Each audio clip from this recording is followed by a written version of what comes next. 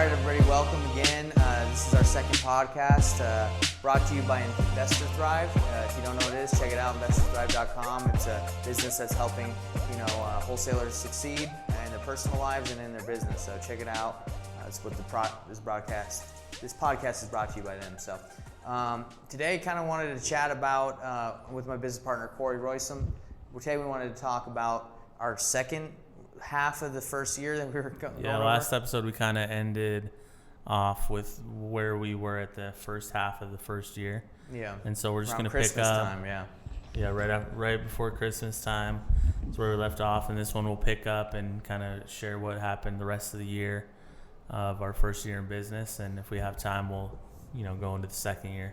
Yeah, and again, guys, if you're tuning in for the first time, the reason why we're doing this is just kind of show you guys like our trajectory or like how we've gone through business and navigated it. Right now, we've been in business for about 3 years. We're not the greatest wholesalers or the greatest business of all time, but it's taken some time to get to where we are, and we've made a ton of mistakes.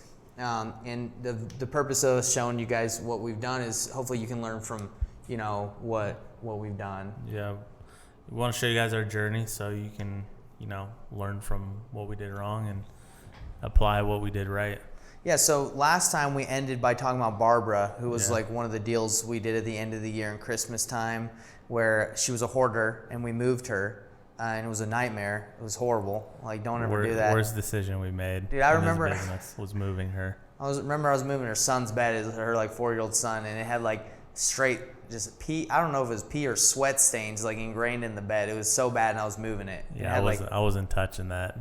He wasn't touching it, so I had to touch it. And it had like little rat pellets of turds on it. It was horrible, dude. Nasty. It was nasty.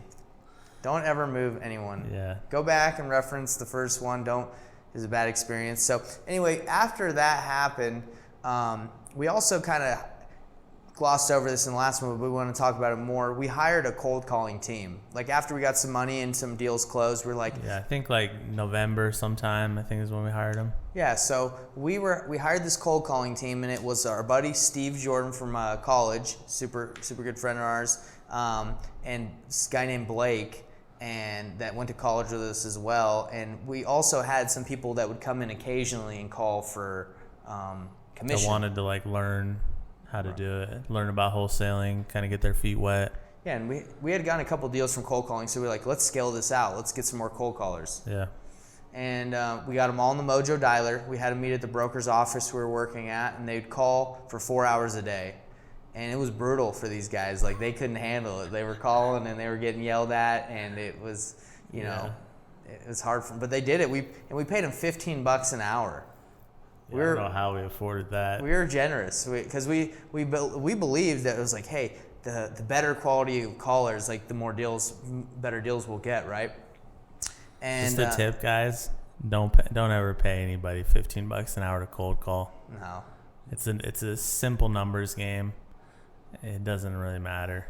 They can be we've tried many cold callings. We've tried Filipinos, Egyptians, Mexicans, U.S. people.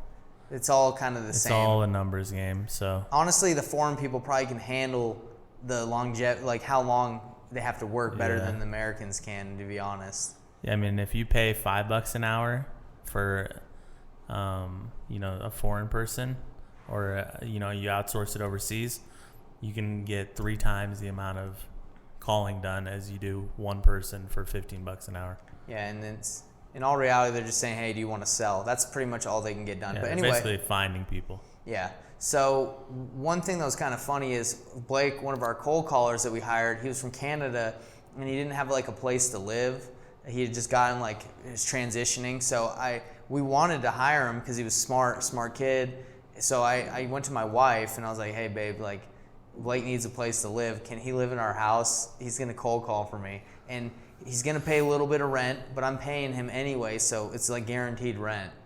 She was not feeling it, but I convinced her because I really wanted to grow the business and build our team. But I don't know how she agreed to it because our bedroom is in our house. We don't have a big house, but our bedroom's right here, and he lived in the room right across from our bedroom, and it was just a terrible idea.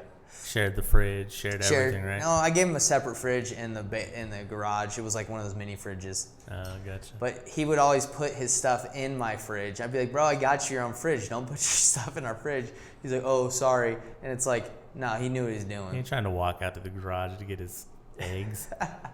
So that was a pretty funny experience we had him. So the reason why I bring up the cold calling team is things kind of died down after, we did the barber deal. We didn't get a lot of deals after Christmas. We took a break for Christmas, took a break from full Christmas. 2-week break. Right.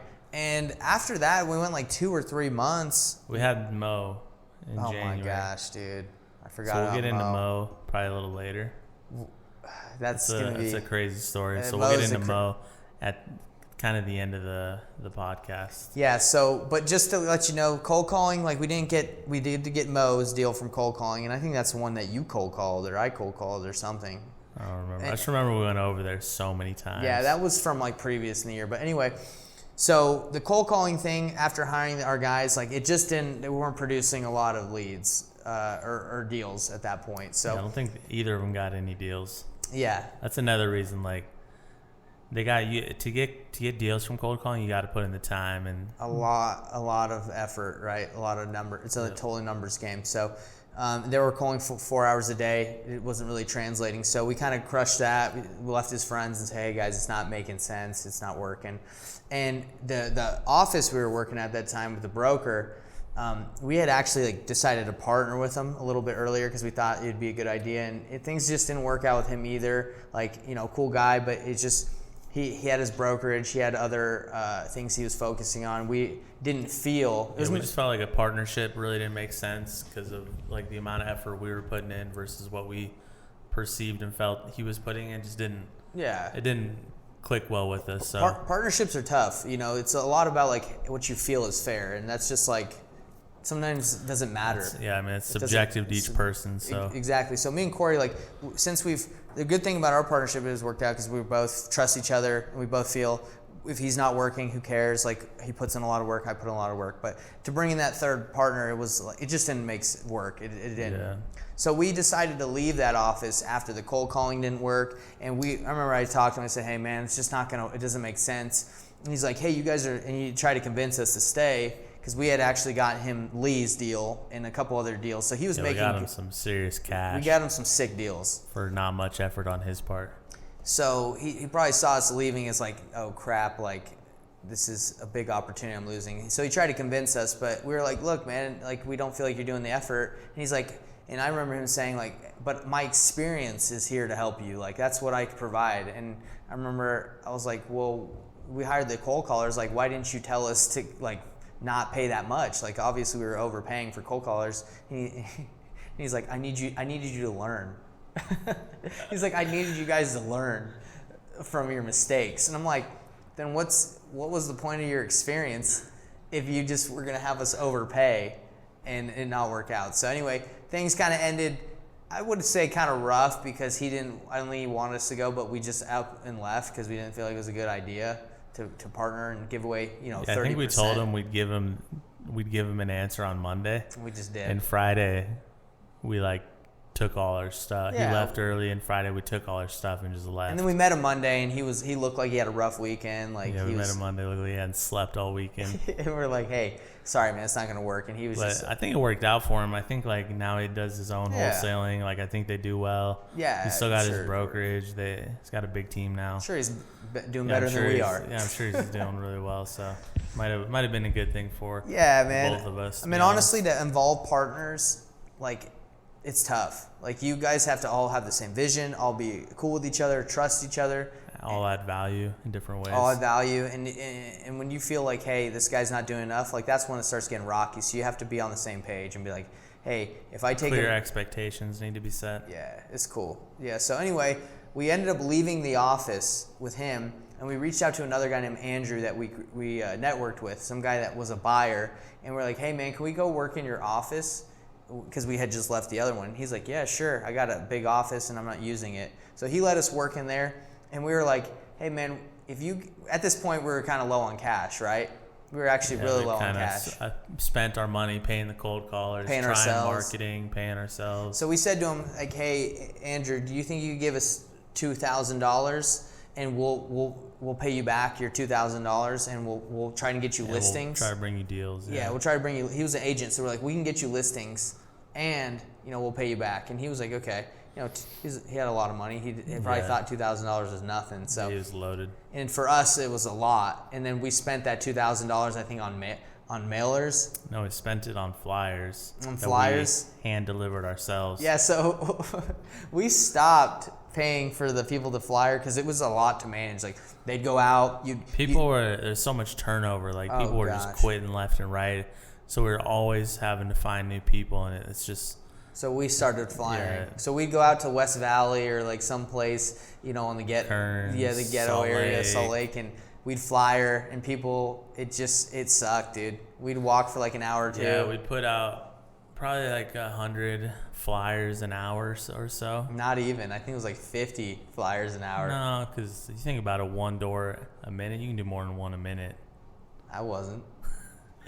I think we averaged like one or two a minute. Yeah. Anyways, we weren't putting out enough for it to make a dent. Yeah, like at that point we were just like, dude, with just me and you flying for 2 hours a day, we ain't getting a deal. This ain't just not gonna work. Not even close.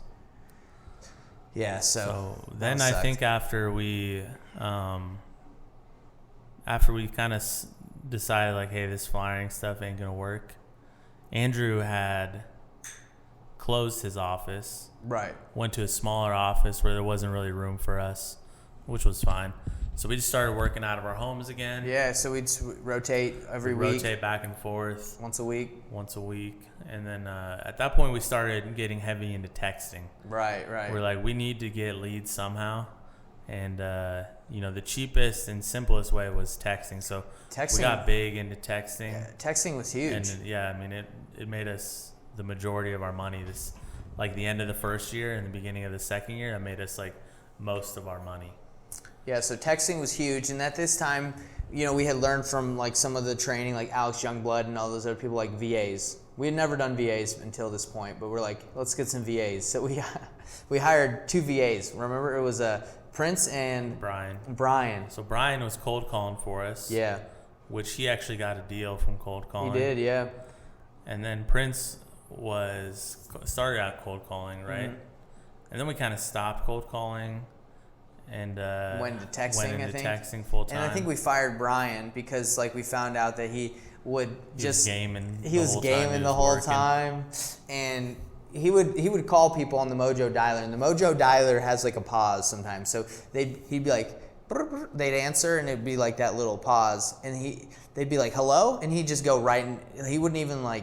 He just blasted the pitch. He'd be like, "Do you want to sell your house?" And they'd be like, "What?" And he'd hang up. I think also after you hang up, you have 8 minutes to dispo the call, to like choose whether you talk to him, whether it was a bad number. So you got 8 minutes before it'll kick you off the dialer. I think he used all 8 minutes every single call. So just sitting there, and these guys are from the Philippines, by the way. These are VAs we got from the Philippines, and they were cool. But every time we called Brian, he'd have his shirt off. Like he'd be sweating. Like it must have been hot in the Philippines when he was calling, dude. So apparently he did pretty well and didn't really need the money. He didn't really need the money. He was apparently from like Filipino royalty, and he like got inherited a bunch of apartment complexes. So he was just having fun, doing it for fun, I guess. Doing his thing, yeah.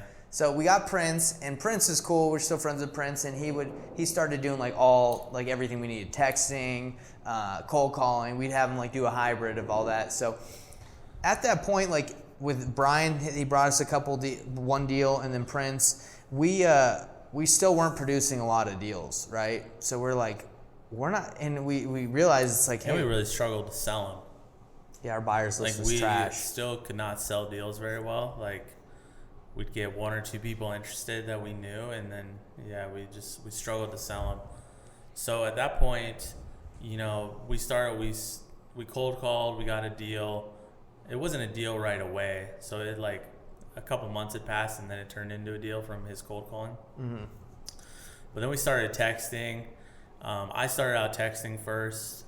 I got a couple deals, and then we're like, all right, let's have a VA do it. Right. And so then we had the VA start doing it. But that first deal we got, I think was the first one that closed. I think was like JJ, wasn't it? Yeah. So real quick before you go into that, like I wanted to say, like we were running low on funds, right? So we took like a huge leap of faith at this time. We started getting some personal credit cards, and zero interest personal credit cards like Capital One, and you got some, and we got $30,000 on there, and we had like, this is like, we've never been in debt. I had never been in debt at that point, but we went all in. So we started paying for lists, texting, and we went with Google AdWords Nerds, right? Yeah, they're a PPC provider. And we had them run campaigns for pay-per-click in Utah, just specifically Utah. And they produced, a couple deals for us, which it was expensive. It was like 20. Yeah, I think we spent like 30 and made like 70K. So a little over 2x our money. Yeah, and I remember. That was over a 6-month period of time. Right, but that's when we got that credit card though. We took that leap. So just let you guys know, sometimes it's gonna take a leap. Like honestly, like to get consistent deals in this business, you either need to go into debt. I mean, to scale up your business, you gotta get more leads. So and that usually costs money. So you gotta keep taking those leaps, increasing your marketing budget to move the needle forward. Yeah, so like when we started the business, we started with $0. We were just like, hey, we don't want to put money, we'll get a deal and we'll use that deal to fund it. So what it's looked like has been like freaking, you make some money, you pay yourself, you pay for the marketing, it goes down like a roller coaster. And that's how it's been for a while, like until recent, it's been last year. Like we've been in this for like 3 years. The first like 2 years, it's been up and down. And it's mainly because of the lead flow. Yeah, lead flow is huge. It's giant. So it's the most important part of the business, hands down.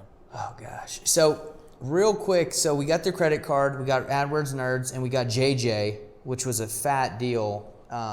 JJ was from texting. From texting, yeah. And I remember you while we were driving Flyer, you were texting him, and I was like, "What you doing?" And he's like, "I think I got a deal."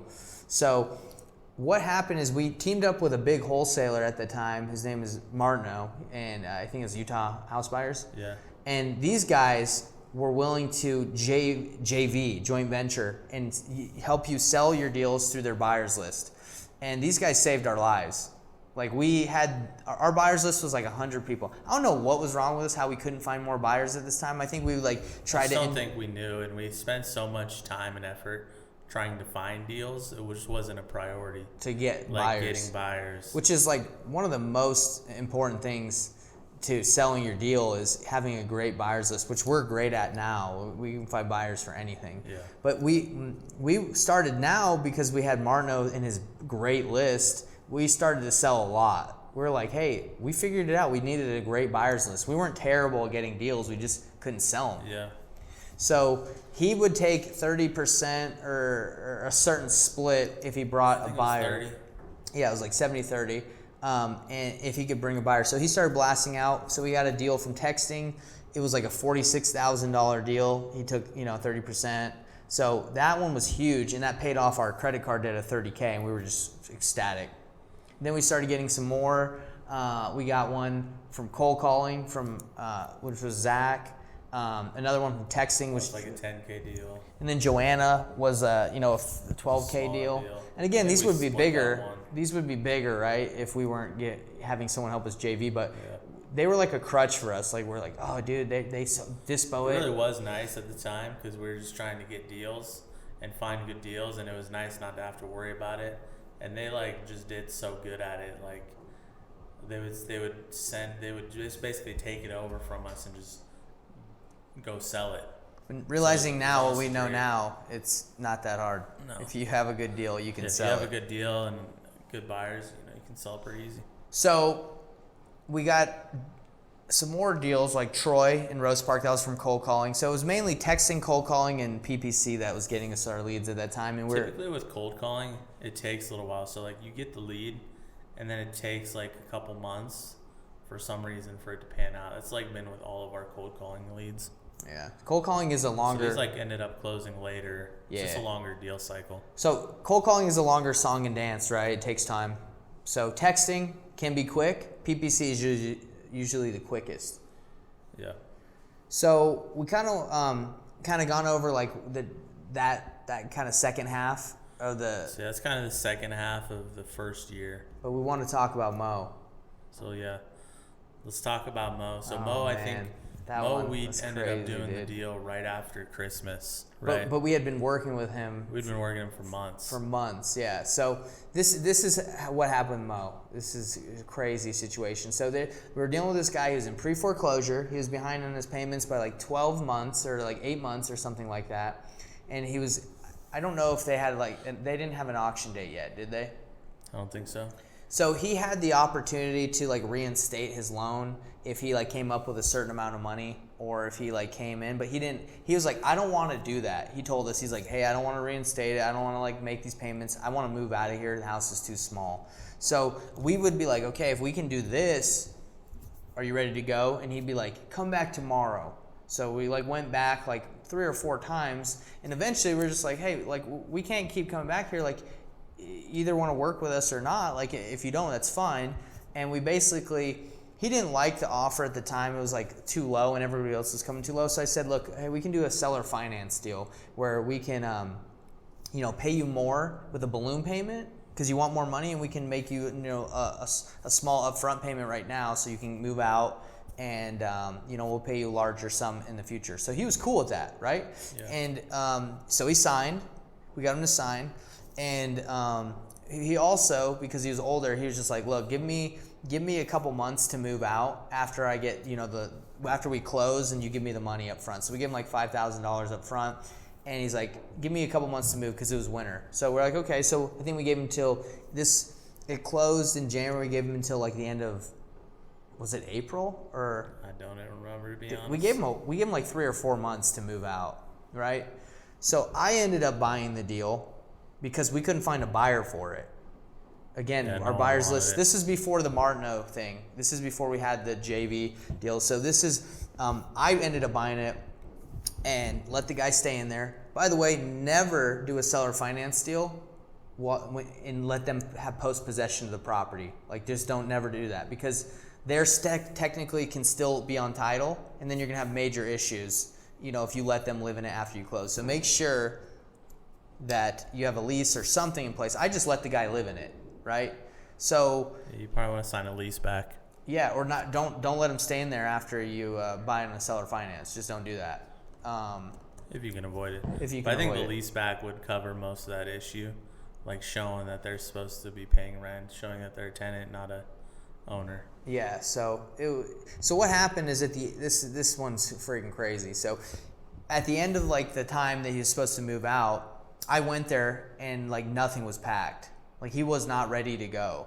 And I think he had like his daughter living in a trailer in the back. Bunch of people living there, and they're It's a like small 600 square foot house too. Like so small. 2 beds, 1 bath, 600 square feet, tiny. Yeah, and they didn't want to move out. When I went there, I'm like, hey, what's going on? Like, you let's get this going. Like, I gave you the time. I've given you the money up front. I've already purchased the home and closed on it.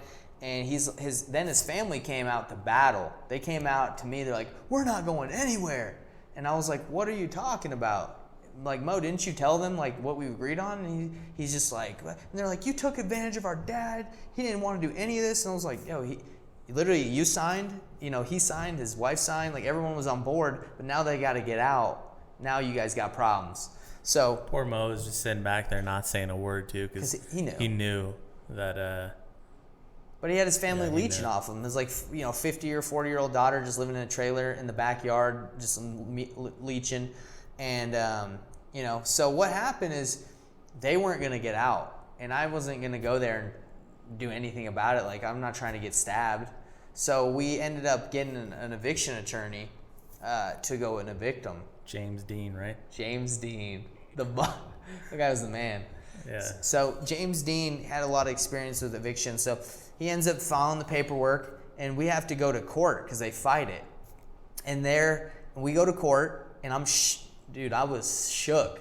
I was never been gone to court. I was nervous for So him. nervous. So we went to court twice, and he stood up in front of the court and was like, I don't know what their argument was. Like, hey, we didn't sell the house. He to had these some people. like mortgage lender on his team, right? Trying to push this forward. Yeah. Trying to help him out or something. Somebody was like, "Hey, these guys don't own it. They're not entitled." And it's like, no, we actually closed on the property, and they were fighting it because they were like, "Hey, we don't want to move."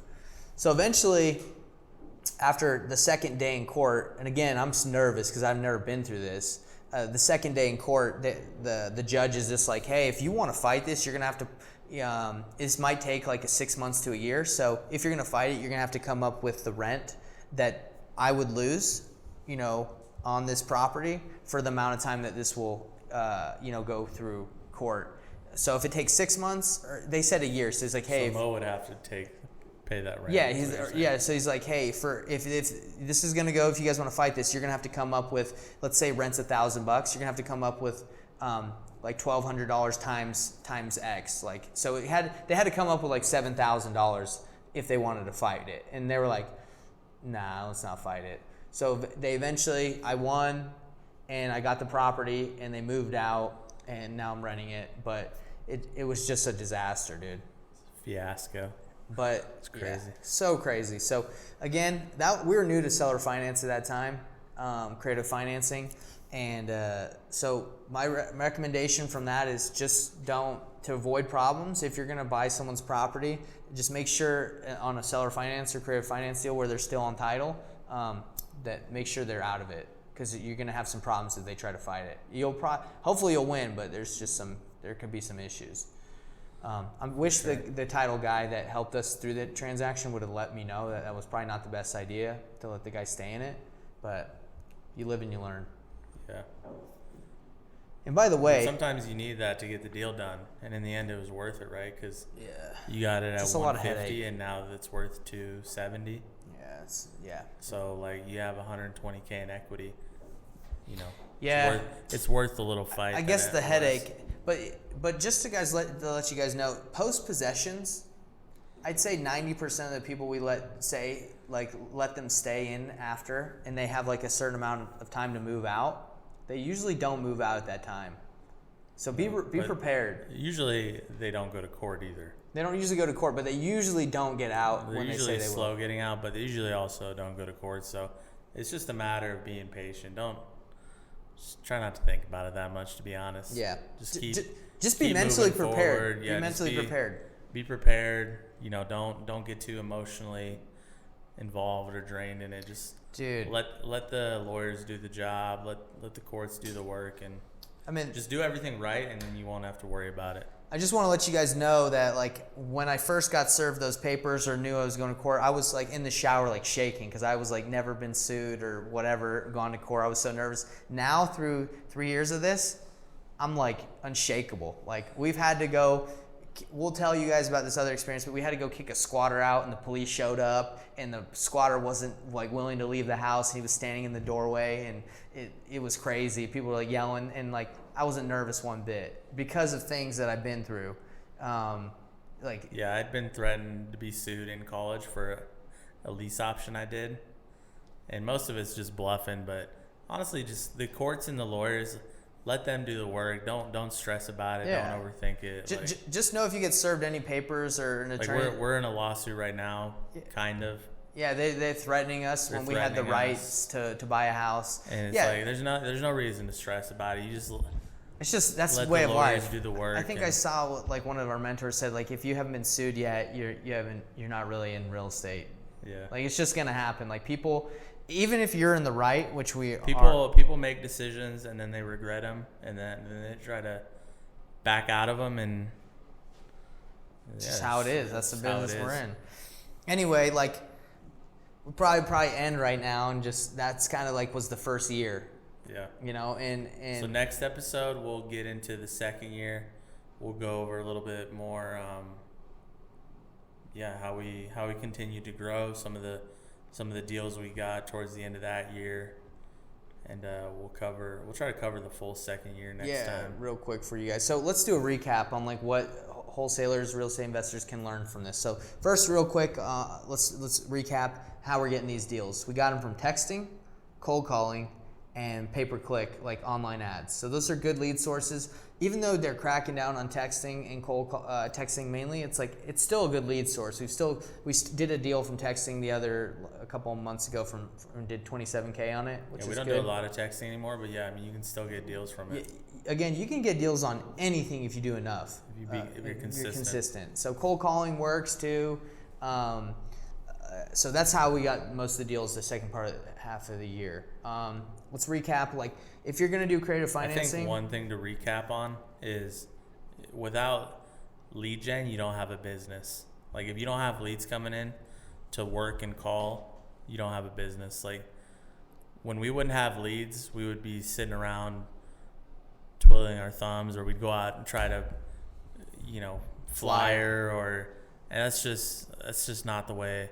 You need lots of leads in this business to close deals. So yeah, so I think like if you're gonna like watch our trajectory of like how we did business, you're gonna see the reason why we weren't that successful is because our lead flow was not high. But we didn't really realize that or think of that until later. But that's the main reason. We didn't have a lot of leads. Yep. And then so obviously another takeaway is seller finance. Make sure you set it up right.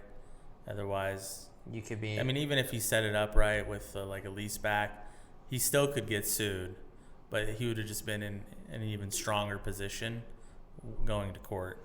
Yeah, mainly I was in a good position. I just was scared because it was my first time. Yeah, I mean, no, we did it right, so there was nothing to be nervous about. Oh yeah, last thing we'll say about that. So when we were in court, the daughter stood up and was like, "This man threatened my dad and made him sign. And also, he told us to get back in the house when we went out to talk to him." He said...